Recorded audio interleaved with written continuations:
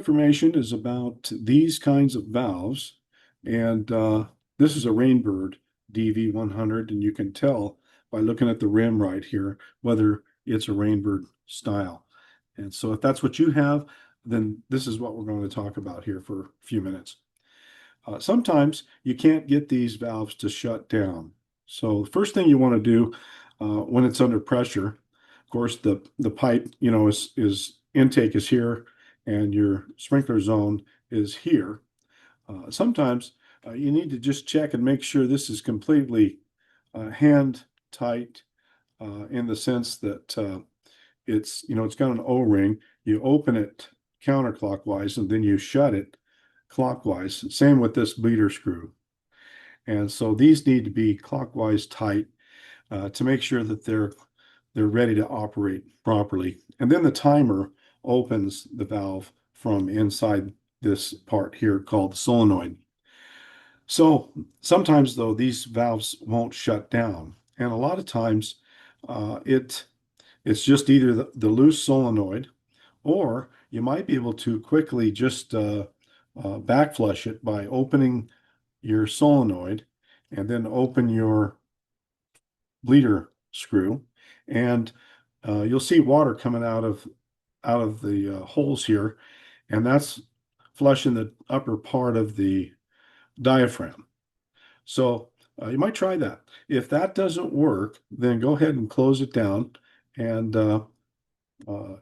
see if that works. But if it doesn't work, then you'll need to uh, shut the water pressure off of the intake here to your whole system.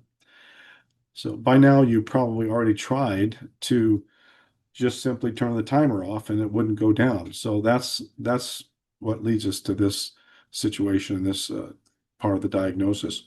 So we've tried everything up until now. We've turned our water pressure off. We're going to take the top of this off and we're going to look inside. So let's do that.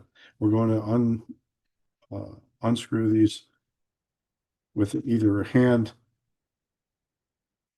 screwdriver or one of these tools that makes things go a little bit faster.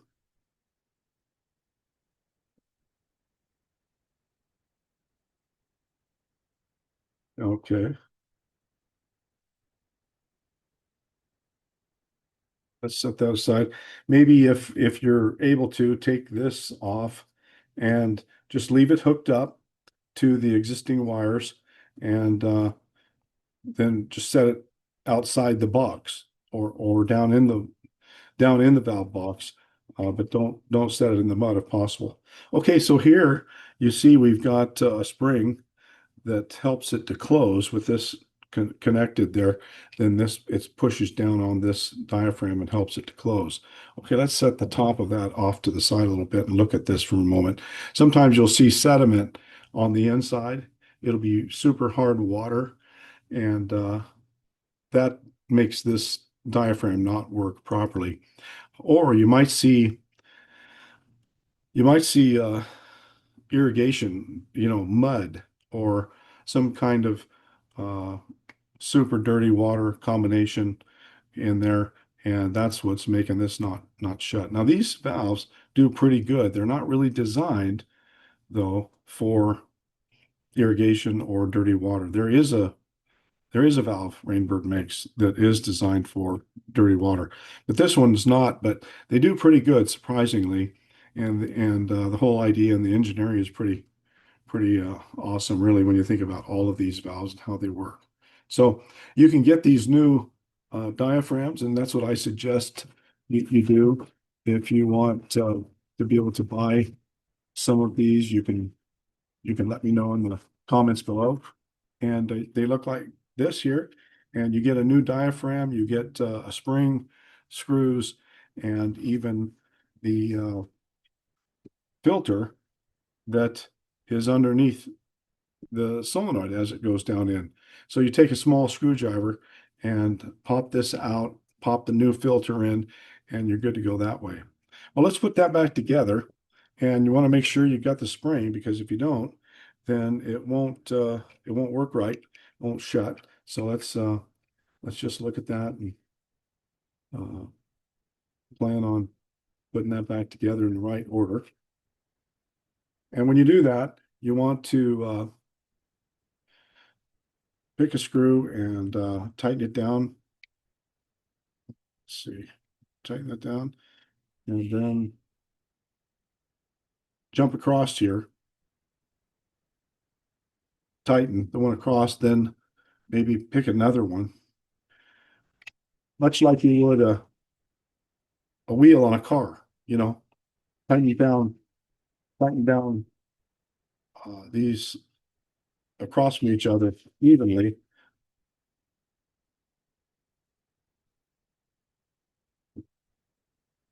Okay, good. Then put the go ahead and put the solenoid back in place. And again, it's just hand tight. You don't need to sock it down real tight. Now, if it's dirty or it's been damaged a little bit, it won't shut quite as good as it would if it was in good shape.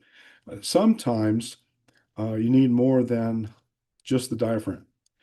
So you might have to buy a valve and then just put the upper part in place to make it really work right. And usually, almost 100% of the time, it's uh, it's working right and it will shut down if you've got it constructed right. So, okay, now you can turn your pressure back on.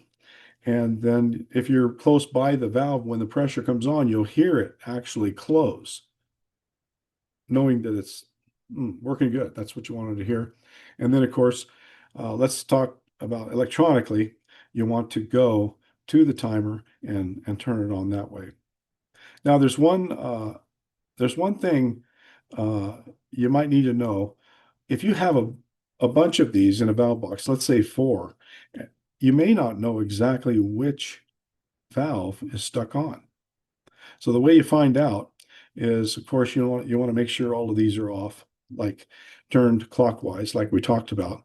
But let's say you have a number of these in a valve box, and you can feel down there sometimes the water flowing. But then the next one, it feels like the water's flowing through that one too. So it goes like that sometimes. But the way you can tell is go ahead and open the valve.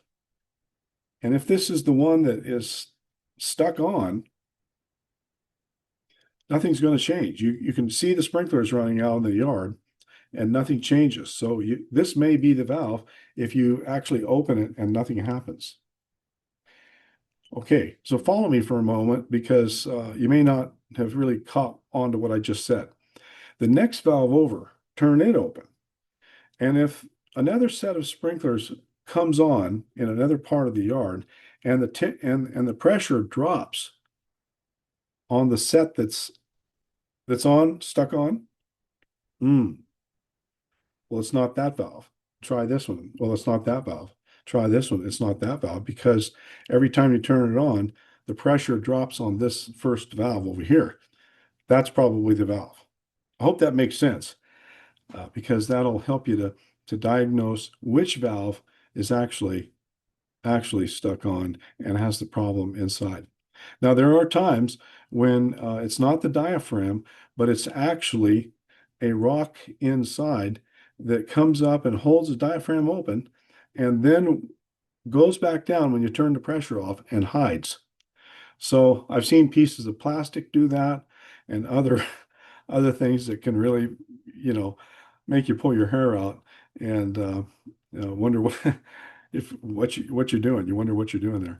But most of the time, you'll be able to get her going again. Now, if it is that problem and you can't find it, you may have to, when you have this top off, flush it, and maybe something's in there that's holding it open. By then, you will have taken this apart and put it together probably a couple of times at least. Anyway, that's been my experience. But yeah, if you have any questions, type out some notes in the comment below and I'll try to get back to you on that. So I hope that helps you, and we'll look forward to seeing you on the next one.